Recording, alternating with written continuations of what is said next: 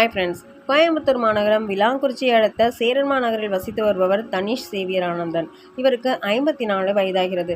ஆனந்தனுக்கு திருவள்ளூர் மாவட்டம் ஆவடி அடுத்த காவல்சேரி பகுதியில் அட்டை கம்பெனி ஒன்றை ஆரம்பிக்க விரும்பினார். அவர் கோவையில் வசிக்கும் நிலையில் தனது நண்பரான சென்னை நொளம்பூர் பகுதியைச் சேர்ந்த முத்துராஜ் என்பவரிடம் தனது பெயரில் கம்பெனியை ஆரம்பித்து பார்த்துக் கொள்ளுமாறு கூறி கடந்த 2021ஆம் ஆண்டு ஒப்பந்தம் ஏதுமின்றி ஒப்படைத்திருக்கிறார். இந்நிலையில் முத்துராஜ் தனது மனைவி முத்துலட்சுமி பெயரில் அந்த கம்பெனியை மாற்றியிருக்கிறார். பின்னர் அவரது நண்பர் கார்த்திக் என்பவருடன் சேர்ந்து கொண்டு போலி ஆவணங்களை உருவாக்கி கோயம்பேடு வங்கிகளில் கடனும் திருவள்ளூரில் அரசு மானியமும் பெற்றுள்ளனர். இதையடுத்து முத்துராஜ் அவரது மனைவி மற்றும் கார்த்திக் ஆகிய மூவரும் சேர்ந்து தனது கம்பெனியை அவர்களுக்கு எழுதி கொடுத்தது போல் போலியான ஆவணம் தயாரித்து வங்கியில் கடன் பெற்று ரூபாய் 4 கோடி மோசடியில் ஈடுபட்டது தனீஷ் சேவியர் ஆனந்தனுக்கு விசாரித்த போது தெரிய வந்தது. தன்னை ஏமாற்றிய நண்பன் மற்றும் மனைவி மற்றும் அவருக்கு உதவியவர் உள்பட 3 பேர் மீதும் ஆனந்தன் ஆவடி போலீஸ் கமிஷனர் அலுவலகத்தில் உள்ள மத்திய குற்றப்பிரிவு போலீசில் புகார் அளித்தார்.